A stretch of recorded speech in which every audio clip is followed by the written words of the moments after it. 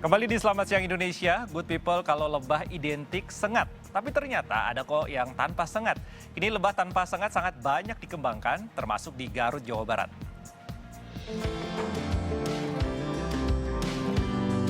Kota Garut, Jawa Barat, identik dengan domba dan dodol.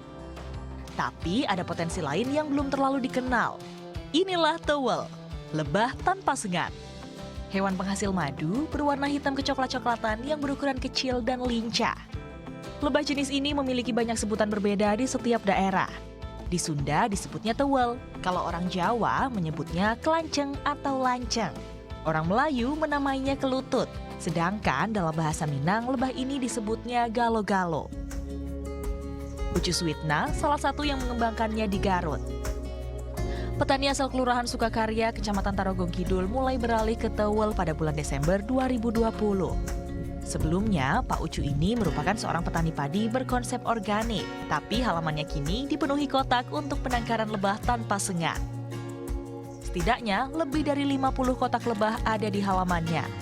Satu kotaknya bisa berisi ratusan lebah dan satu ratu lebah. Lebah tanpa sengat yang sudah teridentifikasi total ada 82 jenis di Malaysia, Australia, dan Indonesia. Di sini ada 7 jenis yang dikembangkan. Sebagian besar dari spesies Tetragobula. Ragam jenis lebah tanpa sengat ini sengaja didatangkan dari berbagai tempat di Indonesia. Bukan hanya dari Jawa Barat seperti Garut, Tasikmalaya, dan Pangandaran. Pak Ucu juga mendatangkan lebah dari Probolinggo, Sopeng, Sulawesi Selatan, dan Lombok, Nusa Tenggara Barat. Adalah masalah keamanan. Lebah tanpa sengat ini akan sangat aman untuk dibudidayakan oleh siapa saja, bahkan di perkampungan ataupun di komplek perumahan, karena tidak ada resiko akan menyengat. Yang kedua, lebah tanpa sengat ini juga ternyata menurut penelitian dari berbagai lembaga penelitian, madunya ini kualitasnya lebih bagus daripada madu dari lebah biasa. Setiap hari aktivitasnya disibukkan dengan pemeliharaan lebah. Seperti menjaga kotak agar tidak kotor atau dipenuhi jaring laba-laba, menanam dan menyiram beragam bunga, membuat kotak baru untuk lebah yang bereproduksi hingga panen madu dan propolis. Namun jumlah kotak masih belum bisa ditingkatkan lebih banyak karena masih proses perbanyakan vegetasi atah tanaman bagi lebah.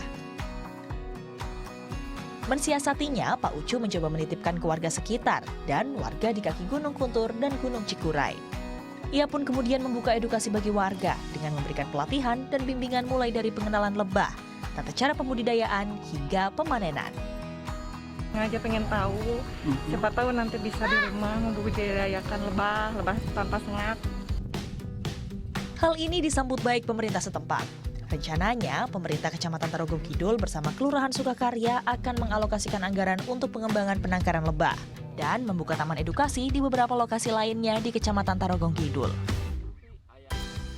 Insya Allah kami dari unsur pemerintahan kemarin pun juga sudah koordinasi dengan Pak Lurah Sukakarya bagaimana peran pemerintah bisa membantu stimulannya melalui dana kelurahannya. Insya Allah walaupun tidak besar itu sesuai dengan kebutuhan peternak lebah. Kini sudah 10 bulan penangkaran lebah tanpa sengat di Garut ini mulai dikembangkan. Hasil panen madu masih belum maksimal karena proses adaptasi lebah dari luar Pulau Jawa membutuhkan waktu yang lama. Meski begitu, setiap pekannya ada saja kotak lebah yang sudah dipenuhi madu dan siap untuk dipanen. Proses panen menggunakan mesin penyedot kecil yang dihubungkan dengan selang. Madu disedot masuk ke dalam botol tanpa harus merusak, sehingga sarang lebah tetap terjaga. Madu berukuran 250 ml dibanderol Rp90.000, sedangkan propolis Rp125.000 per botol kecil.